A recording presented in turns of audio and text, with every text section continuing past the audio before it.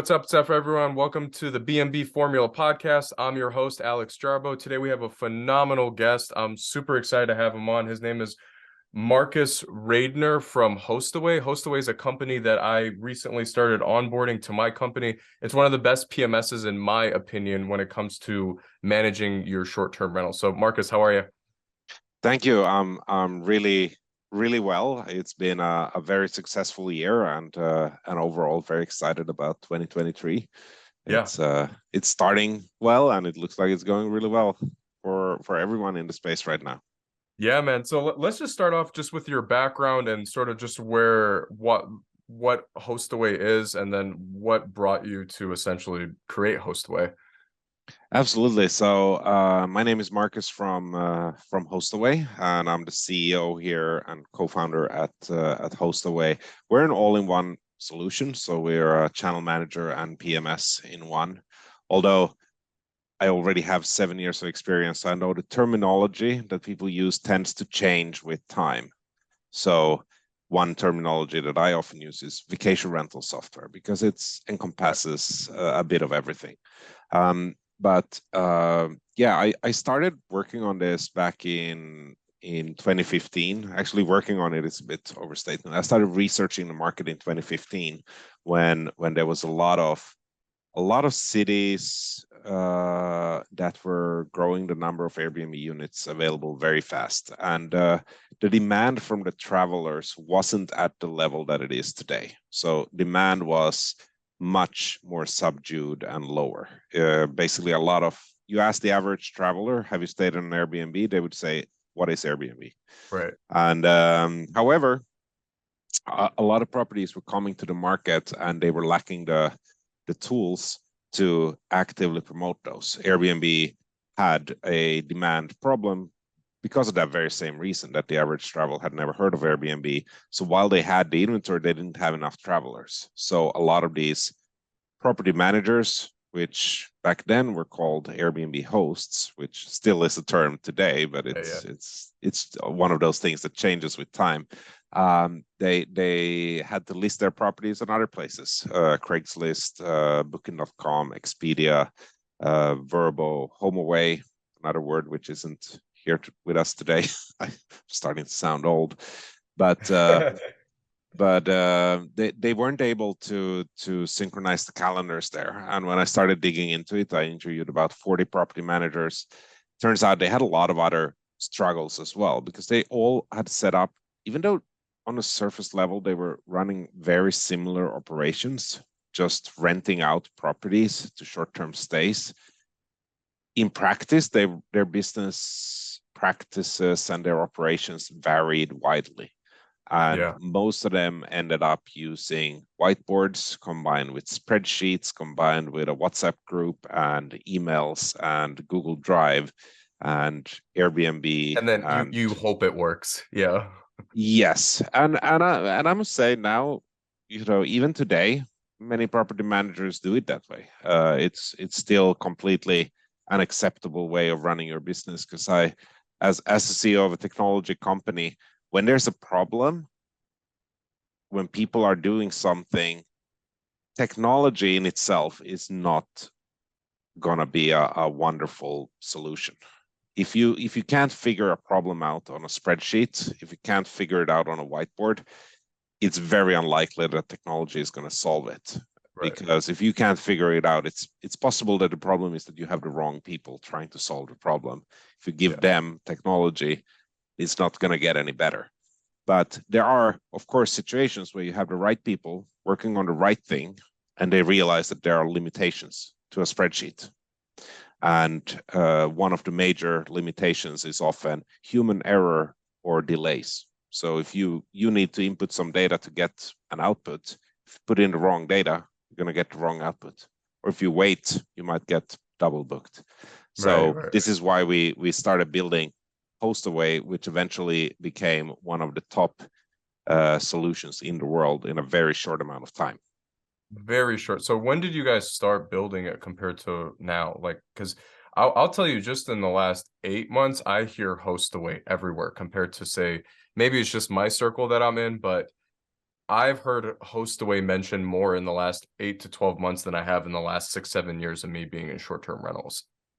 Yeah, there's a couple of interesting reasons for that, and some of them are quite going to be extremely interesting to some of your listeners, and some of them are going to be extremely boring. But we started building it early 2016. We got our first users in 2016, and the software really started getting ready just about 3-4 years ago, right around when COVID hit. I think that the Perfect timing. software was really good in fall 2019. And when I say really good, well, I mean, it had most of the stuff, but it wasn't really working perfectly. But COVID, where we lost a lot of users, especially in Europe and in Asia, gave us a lot of breathing room, and we had a chance to build out a couple of functions that weren't good, but most importantly, make sure that everything was working beautifully, and that's exactly what we did. And the reason you've heard about us so much in the last couple of 8 months is it's basically not us; it's everyone else. Yeah, absolutely. So what's happening right now is there's two things that are benefiting us, and none of them, I will not take any credit here for that, because we have nothing to do with that. But one thing that's happening is that the credit markets are getting tighter. For example, the interest rate is getting higher. What that means is that this space of vacation rentals, short-term rentals, has been exploding in the last 3 years since COVID. And that has caused a lot of people to start offering technology in the space and raising a lot of capital. Now, if you have an unprofitable business and you go out and raise capital for it, that's all great. And we did that at one point. And I think Steve Milo would agree that Vacasa did that at one point. And it works until it doesn't. And last year, it stopped working. Suddenly, if you had an unprofitable business that wasn't fantastic, you couldn't just get 5 million. You couldn't just get 10 million. And if you had that in 2019, in 2020, 2021, you could. It was very easy. Got a fast growing business with no future opportunity of ever making any money. That's okay. We're going to give you 10 million, which is why there is a lot of technology available in the space. But when these companies suddenly started running out of money, they had to cut their marketing budgets. They had to stop developing their product. They had to stop selling it. And this is why many of our competitors, some of which I know personally, they have been forced to shut down. Now, the other thing that's happening is that because of the fragmentation in the market, and that's very similar to what I mentioned before, that people do, from the outside point of view, they do the same things at work when they rent out these properties, but in practice, they do it in different ways. And this is why we have many different solutions in this space. This is why Hostaway has many competitors, because they don't serve the exact same market. And you can compare this, those of you who have sat in an office, especially in a sales related role, you know that there's a CRM called Salesforce. And then there's other CRMs. There's HubSpot. Essentially, all of them work the same. They assume you show the customer a demo. They assume you move to the contract stage, close the customer, you onboard. Eventually, the customer leaves. They all work in the same way. But in the industry of vacation rentals, that's simply not the case. They work in different ways. You can even the business model, like buying and selling for most companies, is simple. But even that, in short-term rentals, you can have rental arbitrage. You might own your properties, or you might manage them on behalf of someone else. And those are three entirely different business models. Yeah. And then just a simple thing that every short-term rental needs is to be clean. But how you clean it, there's at least 10 different ways you can get that done. You can do it yourself, unpaid. That's pretty cheap because you don't pay taxes. You can also pay yourself. But then you can hire someone to do it. Or you can hire multiple contractors or freelancers, or you can outsource it all to an agency. Well, that's 5 models, but that's again an example of how complex this is. And this is why many companies became big in our space. Not only Hostaway, many others became big as well, I could name, for example, Track, which got acquired just last year, but they were focusing on a very specific niche that wasn't really competing with us. And they are acquiring companies. That's the thing. To grow your niche, unless you have a system like Hostaway that can cater to multiple segments, then the only way you could do that is by acquisitions. And this was the perfect timing in this space when suddenly technology companies that were unprofitable started going under. You don't read about these bankruptcies. The companies still exist, but they actually get acquired. Right. And when a company that's doing badly gets acquired, it's not good for the users. It means they have to transition to a new platform. It means that the support is going to get worse. The product won't get any more developments, improvements. If it's broken, it's not going to be fixed. And probably the prices are going to go up too. And this is, of course, why they were acquired in the first place, or why they were unsuccessful in the first place. But it's an unfortunate consequence. That's not our decision. We didn't decide to buy companies. Our competitors did. But as a result of that, we have just grown tremendously. Yeah, and so let's talk about that. Let's talk about let's start with, so some of the students that are listening here, some of the people that might be listening here might just have, say, 2, 3, 4, 5, 6, say 10 units, but they're only listed on Airbnb, VRBO, and their calendars are just synced, there's no PMS in the center. Why do you think a PMS is so important compared to, let's not even talk about direct booking or anything, just if you just have it on multiple OTAs, online travel agencies, why is a PMS so important to a host, even if you're just listed, say just on Airbnb? Like, why would it be so, why is Hostaway or just a PMS in general so important to a host? Really good question. Like I said before, if you got problems, it's very unlikely that technology will solve them. But if you have a good process in place, it's, on the other hand, very likely that technology can improve that. So if you have, let's say, 3 to 10 properties and you're managing them on behalf of others, one of the basic questions we always ask when we go into a discovery call with someone to basically find out if we're a good fit with them is, what are your plans for the future? And quite often the people who end up coming to us, they either want to lower the time spent on managing these operations, or they want to scale up. They want to add more properties. And in these cases, as you scale up, quite often the tasks that seem to be taking very little time take a lot of time. Let's say if you own 5 properties yourself and you start managing your friends' properties, so you have 6, you only have one person to report to about 1 property a month. But if you add 5 more properties, suddenly that's 6 times the work, because you'll have 6 different people with 6 different properties. You need to calculate how much should they get paid and communicate with that to them, even though your business only doubled. You only went from 5 to 11 properties. Right. So that's one of the things that simply doesn't scale in the same way. Then when it comes to the operations and marketing, I would say if you're using only one OTA, that's online travel agency or booking site, to get all your customers, that is a massive risk. So one of the saddest reasons people join Hostaway, to be honest, is they come to us saying, hey, yesterday I had a great business, but now my account is shut down. And I got all these properties, I got all these bills to pay, and I used to get all my money from one place, and I'm not getting it from there anymore. What do I do now? Shut down, or hey, Airbnb changed the algorithm 3 times this year or whatever, and it's like my property's no longer showing up on the first 10 pages of whatever. Yeah, exactly. And actually, I could tell you one experience I had just recently. I have been traveling a lot with Airbnb lately, and my reservation was canceled. And I know exactly why it was canceled. Is because I booked it at a price that was about a quarter of what it should be. So in other words, the host had a very big incentive to cancel a month-long booking. But the way they did it was they couldn't figure out a way to cancel it. So they called the wait, what's the team called? The security team.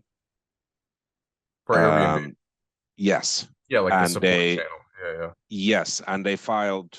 They said that they some security threat. You don't get the details as a guest, but I got that. My reservation was canceled. I got no relocation help. But the thing is, my account was shut down for multiple days. And that was because of the host. Exactly. Yeah. That was just because I was traveling and then I was going somewhere next week. Suddenly I got a message that, hey, your reservation is canceled and we're not going to tell you why. And your Because it account was your account is yes, blocked. but at the same time my account became completely blocked.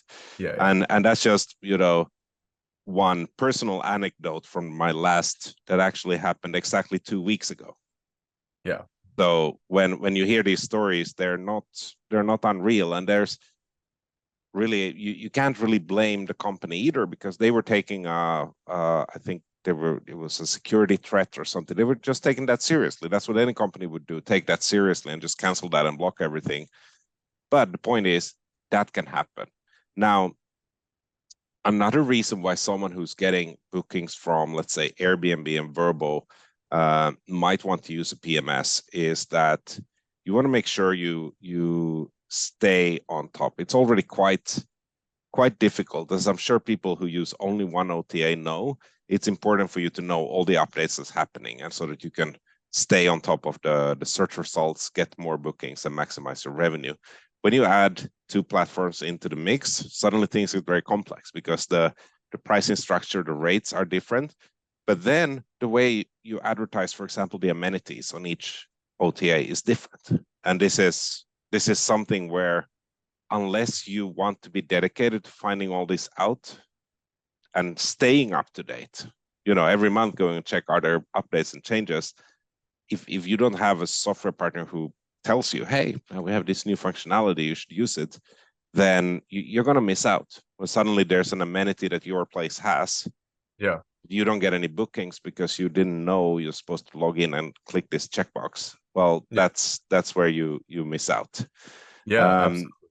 And overall, what I would say a major benefit is, especially for those who are turning a side hustle or a hobby into a business, building that brand is incredibly important, because being a property manager is a recurring business. And I actually was at a job interview where I asked someone, what's a SaaS company? Because that's also a recurring business model. And they explained it in a really good way. They said, it's a bucket. Now, the size of the bucket defines how big your business is, and you want it to be as big as possible. But it's leaking, and it's always going to be leaking, because every now and then someone leaves. And a property manager, there's always that best property that you have where they say, my family situation, we have to sell it. And your best property is just gone.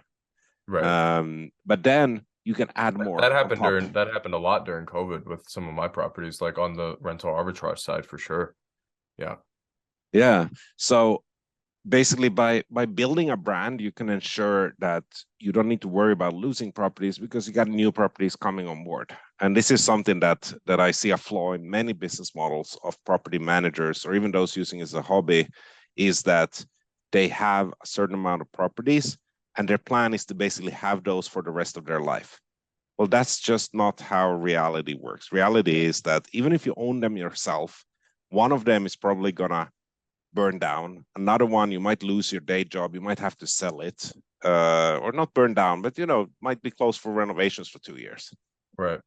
Or Or yeah, like massive like things. So like you were talking about the losing properties, but I think another thing that's very important also is to talk about focusing on reoccurring business from the guest side, because I think a lot of hosts don't focus on that enough. Is that, like, Airbnb will give you a metric if a guest will rebook with you or whatever, but I think it's like, if you look at any business, any business is built on reoccurring business. Imagine if you had a burger spot or had like a brick and mortar shop or anything, or even a software company. Imagine you had to constantly find new customers every single month without having to rely on people that have already had a good experience with you. I mean, that would be a very hard business to get into. But like I feel like a lot of hosts, I mean, I did it for 2, 3 years. I only relied on Airbnb and VRBO bookings to come in, and I never really focused too much on reoccurring business or getting those guests to rebook with me down the line. That's very right. And actually, in the last 5 years, there's been a big boom of so-called Amazon businesses, or they call themselves e-commerce because that sounds cooler. But what they're actually focusing on is selling stuff nobody needs on Amazon, and there's entire training packages you can buy on that. But the Interesting. interesting thing though is it's only focused on the aspect of how do you get a bad product that nobody wants to buy at an inflated price? How do you get it to be sold by Amazon? And then once again, you're relying on one person, but you're forgetting the core of any business. You need to provide value. It's much easier to be successful and unreliant on Amazon if you just have a good product that people want in the first place. Hospitality is very similar. Yeah. And one thing that I've learned over the years as I've spoken to so many customers is that just like any other business, there many people try it out. Many people rent out their own home on Airbnb to try it out. Just like many people retire and their dream is to run a restaurant or a cafe. Most of those people, they shut it down within 6 months when they realized how hard work it is or how unprofitable it is. But those that do stay, they are the successful ones. And I believe the listeners here, I would say 99% of those are the successful ones. And one thing that I've learned in business is if you're successful at something, that means you're good at it. That means there is a clear need at it. You shouldn't stop there. You should keep going. And that's exactly, getting a recurring customer stream, for example, getting your guests to book back with you. If you're providing good hospitality, that will happen. But only if you admit to yourself that there's 100 out there who tried it and they failed, but you tried it and you succeeded. That means something. It's not a coincidence that you succeeded. No, you're doing something right. Right. And you should take a deep think about yourself. Okay, if you found this one thing that you're better than everyone else, should you maybe use that to your advantage? Should you Absolutely. become full-time? Should you double down on it and say, okay, well, if you were that good as a side business or a hobby, what if you did it professionally? And that's, when you have that realization, that's often when you start looking for professional tools. And within those tools, you'll find a way to grow your business and become even more successful. Yeah, no, that's incredible. So let's switch gears a little bit, staying on the PMS talk, but let's talk about what makes Hostaway, because like we said, you guys have had exponential growth, or at least in my eyes, in the last year or so. What makes Hostaway special or unique compared to the other PMSs on the market? Okay, so I'll start with the competitive This landscape. is a We this is a actually, big question. I know it's gonna take a second to yeah, answer.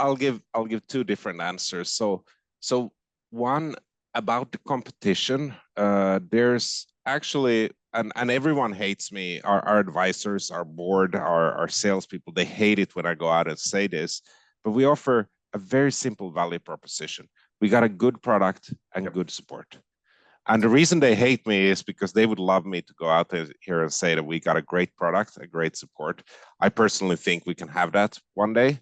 But the reason I like that and why it resonates with a lot of people is that looking at the competition, very few of them actually offer a good product with good support. You have companies out there that offer good support, and you have companies with a good product, but it's very rare see those two together. And I can give up this business secret here if someone wants to invest maybe 25 million and create a competitor. The reason why nobody has done it is that either the other softwares, they are so complex and so difficult to use that it becomes very hard to provide good support, or they're great products, but they're so simple that you never need support in the first place. So that's why there is no support needed. And we have managed to find the balance. And when I look at it, I think we're the only ones right now who have that balance where our product is flexible, but still easy to use and because of that, we're able to provide good support. Now, why we've grown, and that's just the value proposition, that people often come to us saying, hey, I'm using this stuff, and if the product just was a bit better, I would continue using it, but I need a better product. But I do want to keep the great support. That's where we come in. But the reason why we were able to get to this stage is that we have a very strong mentality within the team that we only do something if we can be the best in the world at doing it, and that sets a very high standard, and it makes it incredibly difficult for us to recruit people, which is difficult right now as we're growing so fast that we want to recruit 1,000 people more, but it's still, yeah, we only announce something when we can make sure that it's better than what anyone else has done. And just to name an example, I mean, one of the core functionalities we have is the channel manager. That's the connections to these OTAs: Airbnb, Vrbo, Booking.com, Marriott Homes and Villas, Google Travel, TripAdvisor, many more. But those OTAs, what they do is they measure the quality of the connection. It's not only the quality, if you get a booking on Airbnb, will it block the dates on Vrbo? They don't only measure that, they also measure the width of it. So do we support length of stay pricing? Do we support request to book? Do we support leaving reviews within Hostaway or not? So do we support updating the pictures? Do we support the different booking policies and cancellation policies, security deposits, and so on? And then they also measure the actual value that our users bring them. What this means is they measure, basically, I don't know how to say this politely without offending anyone, but how good are the properties? Because if you were a company like Airbnb, you would prefer to work with great property managers who take good care of the properties, but also those properties should be in locations where people want to travel. And they shouldn't be dumps. They should be actually rather nice places to stay that guests have a good experience with. And they measure this, and we have been able to attract a customer group that manages these type of properties that are in good locations, they're good properties, they're well maintained, they get good reviews. And I'm mentioning that because these OTAs, they have awarded us the best status out of all our competition. So Airbnb, they have, there's companies that are not partnered with Airbnb, there's companies that are partnered with Airbnb, and companies that are called preferred partners. Yeah. And there's only a handful of them, and we're one of them. On Booking.com, they got something called Premier Partner. We're also there. And Vrbo has, again, 4 tiers. You can be a non-partner, a partner, advanced partner, or an elite partner. We're in the elite tier. And basically, I can tell the listeners of this group, whatever software you're using today, you will not find one that has as high recognition from these companies. And these companies are not, Airbnb, Booking, and Vrbo. They're not small. Small. They're multinational companies. Yeah. Yes, they're the biggest companies in the entire space. And that's just one example of how we try to make sure that if we're going to do something, it's going to be the best. It's going to be better than 100 other companies would have done it. Yeah. So what would you say is some of the strengths when it comes to Hostaway's actual PMS? Like, say a host is coming in and they have 2 PMSs in front of them that they're deciding, okay, which one should I choose? What, with you guys being the best in whatever the categories you guys pursue, what would be those categories that you think you guys are the best in? Would it be automated messaging? Would it be revenue management? I mean, if you guys hop on if the people who are listening, watching this, hop on your guys' website and you click on one of the tabs, I mean, it pulls up probably 50 different things on what Hostaway actually is. So what would you say is like one of the biggest things that hosts, one of the main reasons why hosts come to you guys and why they stick with you guys as well? So I usually ask that question after new sales. We hire a lot in sales, and after they've been with us for about a month, I go and ask them the question because it changes all the time. But let's say the last year or so, what I've heard is a very simple and believable reason why people choose Hostaway, and the salespeople are actually quite surprised. So what they're telling me is that this actually works.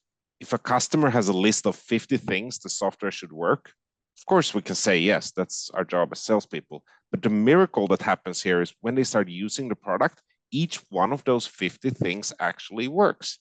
And it's, Yeah. if there's any listeners out there who are confused, I can tell you, this is typically not how software sales is done. Software sales is typically where a customer comes and asks questions. The salesperson says yes to everything. And then you start using the product and you find out that, okay, they only had 29 out of the 50 things that I wanted it to do, but that's good enough for me. That's typically how software sales goes. But we have specifically designed the product to make it easy to sell. In other words, to support the functionality that is needed. And yeah, so to give an example, we have a unified inbox. Unlike most unified inboxes, it supports WhatsApp. It supports text messages. Huge. It's connected to the API of Booking.com, which is direct yes. API integration, which is, I believe you guys are the only company that does that, correct? Yes, with Booking.com. And like I mentioned before, there's been a couple of businesses that have been taken out in the last couple of years. They used to have it, but they don't exist anymore. And that's just one example of how it's best in class. Another one is the financial reporting owner statements. This is something that I haven't seen anywhere else, because there's a lot of companies that offer it, but what they forget to mention, and I'm not saying anyone is lying here. Don't take me wrong. That's just in general in software sales. We buy over 50 different softwares, so I know very much the sales tactics of software companies. But there's many softwares that will say that they offer owner statements. But will the numbers in there actually reflect reality? Will they actually be the right amount you got paid? That is usually not the case. So yes, you can use a lot of softwares to produce an owner statement, calculate payouts, but will it be based on the right data? Probably not. Probably not. It's very rare. Which is not good. Yeah, especially if you have owners, partners, whatever. I mean, that's crazy. I would say it's not necessarily bad. So because there's a million special cases, and it takes a lot of effort to map those out. We know because we had to do it. But let's just say if you as a property manager you can live with that, then you don't need accurate. I mean, if let's say you have 100 bookings and then 80 of them are accurate and 10 more are within 1%, and then there's 10 cases out of 100 where sometimes you end up getting a bit more and sometimes a little bit less than your bank account. But it might be that 5 of them are positive, 5 of them are negative. So in the end, it doesn't make much difference. So it's more of a question. For example, do you promise, if you manage properties for an owner, do you promise to be 100% accurate to them? Or do they expect you to? Many owners of vacation rentals, they don't ever look at an owner statement. I mean, they get paid $5,766.34 this month. Next month, they get paid $1,859.35. Do they need a statement for that? You can provide one, but if they're not looking at it, you don't need accurate numbers. But we do provide accurate numbers, because how else could we be best in class? Right. Let's talk about where you think, so this is the question that started being asked. I would say we're recording this in February of 2023. This started getting asked, I would say, in November and December, just like with anything else. Where do you think, I mean, we're 2 months into this year, but where do you think let's start with the short-term rental industry first, and then we can talk about Hostaway. Where do you think the short-term rental industry is going and then going to be in the next, say, for 2023, going into a lot of our high seasons in the summer, and then also going past 2023 to 2024 and 2025? Yeah, I said this already in our predictions that we released last month in January, and I'll say it again. And I'm probably the only one who says something like this. I believe we're heading into the roaring 20s. It was 100 years ago, and it didn't end well in 1929. But maybe we can give ourselves 6 years to prepare before we got 2029. I believe things are going to be really well. I certainly can feel the fear that many people were feeling last year and this year. But when people talk about a recession, especially in the US, I find it a bit ridiculous when GDP has been growing, and we're talking real GDP. So inflation is high, but on top of that, the real GDP, which is the amount of the GDP grows above inflation, is growing at record numbers multiple quarters in a row. We got record unemployment, and you could say things look bad, and I'm sure if you go into the right bubble, things will look bad. Absolutely. But on the other hand, just ask around, ask people who, if they're planning to take a vacation this year. And if they're not, ask them, how many times in the last 10 years did you take a vacation? It's going to be very hard to find someone who said, oh yeah, I've been going on 3 vacations every year since I was 25, and this year I'm not going because I lost my job. Like, these stories don't exist right now. And I believe this is going to be yet another great year. I do think travel will change a lot this year.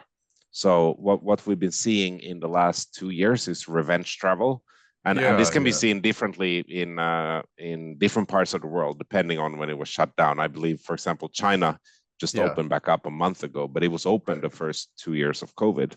So things will be delayed there. But what happened during COVID is that a lot of people were working remotely, and they started going to locations that previously they didn't go to. So before COVID, people like going to, let's say, a weekend in Paris or London, or they went to Miami. And suddenly with COVID, they wanted to go to the mountains in Colorado, or they wanted to go to the Gulf Coast in Florida. And we're starting to see a trend back. So people are doing more diverse traveling. And one thing that was also very different in the last few years in traveling, people wanted to go nearby. They rented a cottage with their friends, but now they want to go again far away. So they want to explore different places. So this will change in 2023, and it will have a positive impact for some of the listeners. It will have a negative impact for some of the listeners. But let's say if you're in a remote destination, maybe in a bigger city, let's say, for simplicity, Mexico City, which is further away from New York than Miami is, then probably 2023 is going to be the best year ever. Because the people who didn't want to go to a city in 2021 and the people who didn't want to go far away in 2022, they're now going to go to Mexico City. But of course, if you're in a cottage area about a 3-hour drive from Manhattan, then probably your year is not going to be as good as it was in 2021, 2022. One thing that I've always said too is for people who have gotten into the short-term rentals after the lockdowns, even if it happened in 2020, 2021, 2022, is that it's the same thing where here in the States where we talk about, like, I'm a licensed real estate agent here, and I don't really practice anymore. I just keep my license. And I always said it wasn't prior to 2020, 2019, 2018, 2017, it wasn't normal to list a property for sale and get 20 offers in the first day, 30 offers in the first day, which happened constantly here for 2 years up until very recently, last 6 months. And I always say that, I always use that analogy to sort of explain people who got into short-term rentals after 2020 or after the first couple lockdowns here, is it wasn't normal to sit at, I had properties before COVID, I have properties, the same properties now. I mean, my occupancies were 98, 100% through COVID. And that was because people were able to pick up and travel way more we have rural properties, so we have unique A-frames, like cabins and everything in the woods. But we've seen our occupancy drop slightly, but that was expected. Our occupancy is where it was at in 2017, 18, and 19.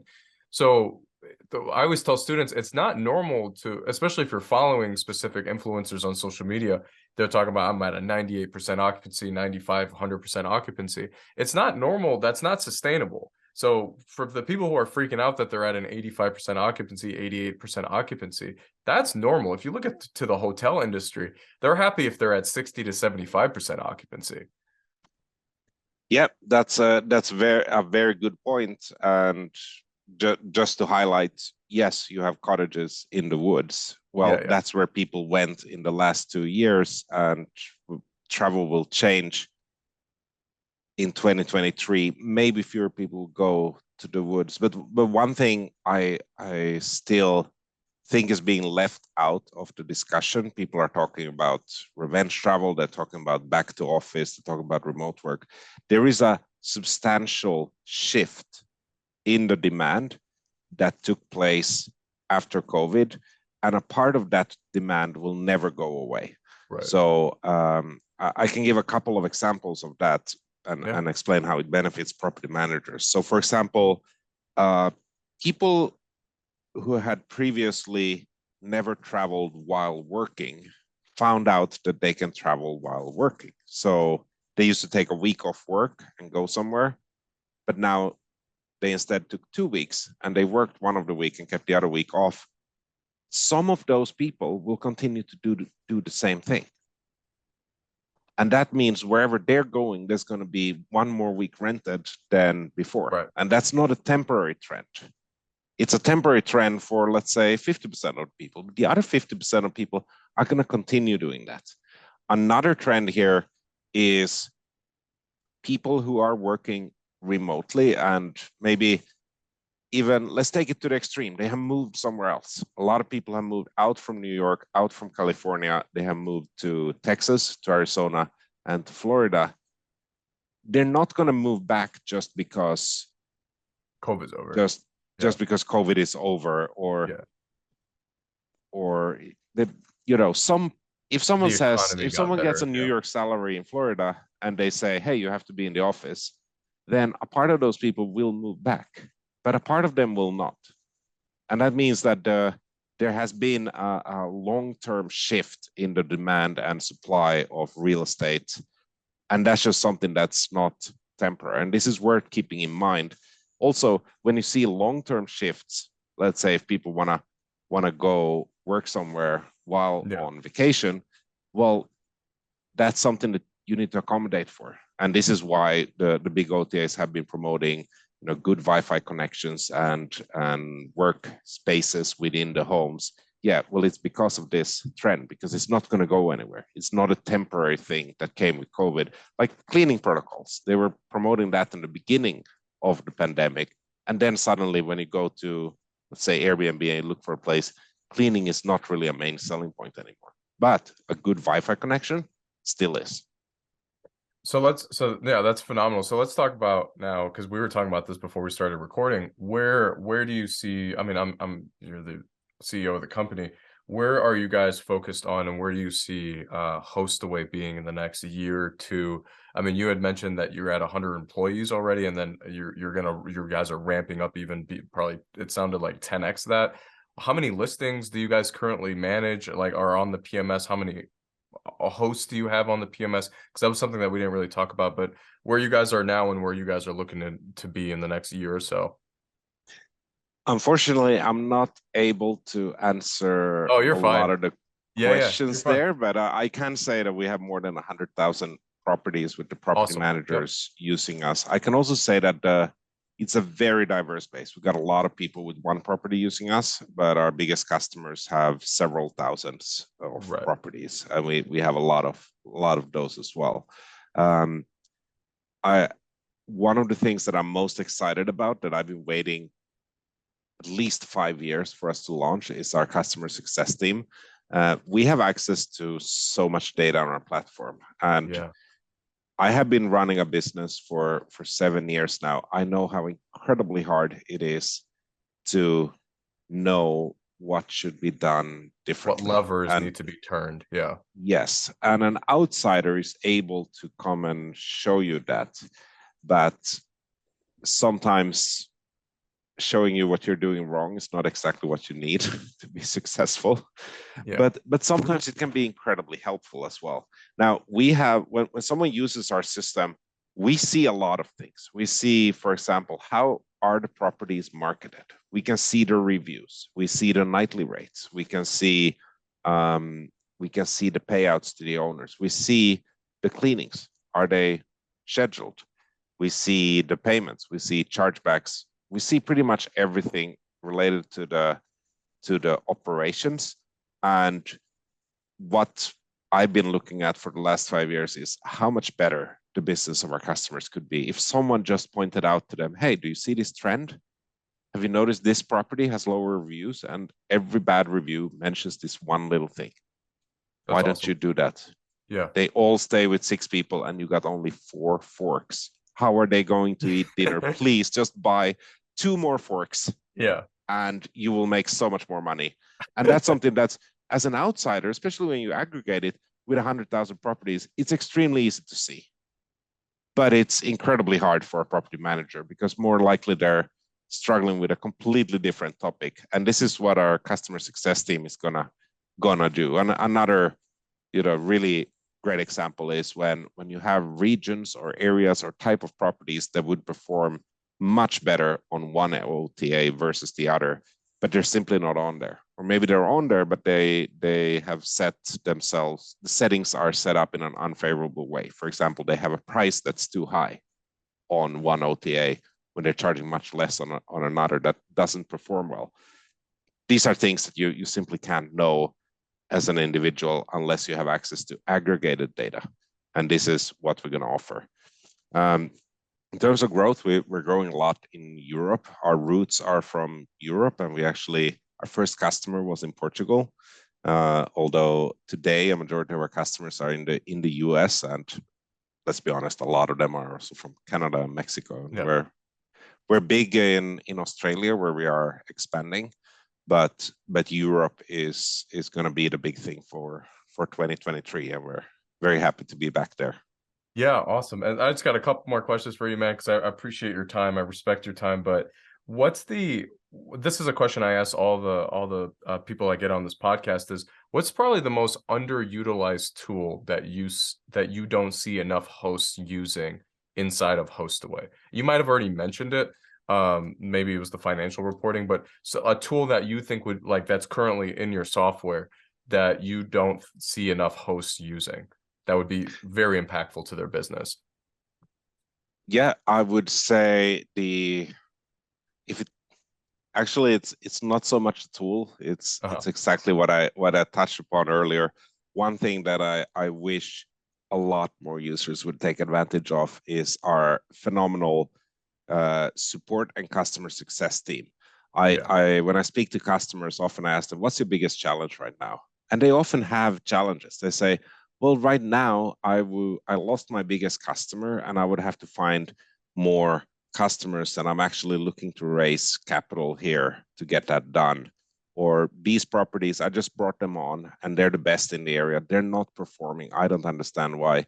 These are the type of problems that we can help with, but very few people realize that, so they don't even ask us. That's incredible. I didn't know that. Yeah. And that's something that we're more than happy to help with. That I wish more people would take advantage of. And I've been on many of those conversations, and it's really eye-opening when you are able to present data on that solves the person's problem, and the answer was right in front of them. But and I can relate to that so well, because many of the challenges that we've had, the answers have been right in front of us. But if you're too busy to see them, it's just that's what it is. You can't do everything perfectly. Right. It's like you get so caught up in the minutia that it's like you said earlier, like someone who's like stepping in and looking at your bigger picture can tell you what levers to turn and what not. Yeah, but when it comes to functionality, we have on our booking engine is honestly, once again, best in class in the market. It's really user friendly. You can upsell additional services and make extra high margins on it. That's something that I wish more people would use, because it's really effective for driving direct bookings.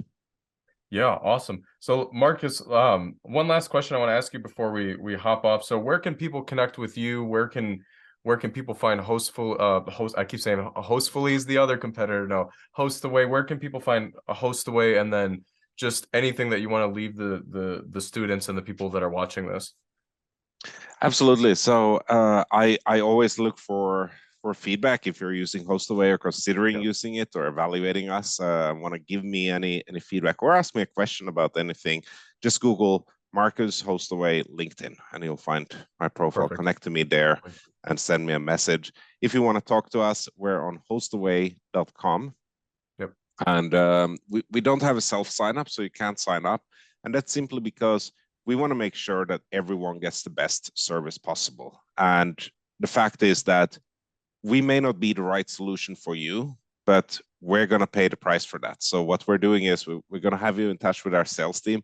They will evaluate together with us. And if you're not the right solution, we'll tell you. And we can even point you in the right direction. And if we are the right solution, then we'll make sure that you get set up properly. And you can check our reviews pretty much anywhere online. And I'm sure plenty of them are saying that the onboarding process was one of the best. I'm going through it right now. It's absolutely phenomenal. One thing that we didn't touch on was you guys help with the onboarding. You guys will help onboard the properties onto the PMS. Yeah, absolutely. I mean, this is I mentioned earlier CRM for sales. This when you're using a PMS in vacation rentals, it's a critical part of your business. Every single thing must work. And if we compare this to CRMs, if the CRM is down, if Salesforce is down, the only thing that's going to stop in your business is maybe the sales. The salespeople won't know who was I supposed to call again, or who was I supposed to answer an email to. Right. But if your main business is, I don't know, driving buses, then the buses will still keep driving. But in vacation rentals, if you don't know which property is clean, which guest is waiting for the check-in instructions, if you don't know what's available, what's being booked, what's paid or not, the business isn't running. Our software needs to run all the time. But because the software can do so many things, if you set it up wrong, it will do the wrong things, which is why we help set it up together with you. Awesome. And one last question I want to leave. So anybody that has any questions, we're going to link everything in the comment section here.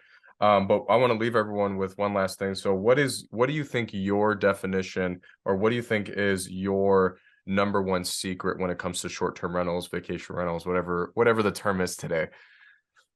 I strongly believe in learning by doing. And when we first started Hostaway, we're quite different from the other solutions in that we are not property managers, or we were not, and we quickly realized that that's a weakness. But our strength was, of course, that we're technology people, which is why we're able to build pretty good technology. But we started renting properties out just to learn it, and even now I'm renting out my home. If anyone is going to Toronto and want to stay in downtown, I got a great place on Airbnb. But I'm also living this winter in 6 different Airbnb, well, not Airbnbs, but vacation rentals that I've rented, and it's really mind-opening to see things in practice, meet the people who rent out properties, and because I get to meet only the people who use Hostaway or consider using Hostaway, but there's a whole world out there. And staying firsthand in properties is the one advice that I have to property managers. 100%. Because sometimes when you stay in a location, it's very obvious that the owner or the property managers, none of them have ever stayed there.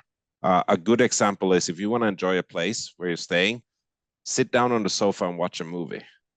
If you can't walk after that because the sofa hurt your back so bad, that's when you recognize that this is a place where the owners and the property managers have never stayed. Yeah. And the 4 forks for 6 guests, that's another dead giveaway that you can't know. You can't do a checklist on things that you didn't know. For example, I was staying in one place and the toilet was leaking, not on the floor, but the water was running. Every 5 minutes it was an old toilet. No, it made a loud noise. Yeah. And it was very hard to sleep the first night. But that's when I realized, but they have never actually slept here. And Right. it's important to keep in mind, guests are not going to complain about these things. Because if they complain about these things, most property managers go on Facebook and complain about the guests complaining. So the guests have very little incentive to complain about these things. Yeah. But this is my one tip: just go and stay there. Go and cook a dinner for your friends or watch a movie. That's exactly what I was gonna say. Yep. Yeah, and this is why single home owners or owners who own their places but also stay there themselves are so much more successful than many massive property managers are. It's because they have created a place that they would like to stay in because they are actually staying there. Yeah, and no, that's one of the most important things on the hosting side to say. I mean, that's like practically in our SOP at this point. If we develop or acquire a property, set it up, it's like we have a property that can sleep 16 people. We threw a party. We threw a party for all of our friends, and we cooked a massive meal there. And we figured out little things. Same thing with our smaller properties. We would stay there. Small little things, like you would realize that the nightstand is too far away from the bed. Some things that you would never even realize if you weren't actually waking up in the bed and grabbing your phone or whatever. So no, that's one of the best, that is one of the best tips to give when it comes to managing hosting just any type of short-term rental. So I appreciate you, Marcus. I appreciate you staying on for probably close to an hour at this point. And I will, if anyone's interested in, again, checking out Hostaway, everything's going to be in the description below. And I will see, for everyone who's in the coaching program, I will see everyone next week. So thank you, Marcus. All right, thank you. Yeah, man.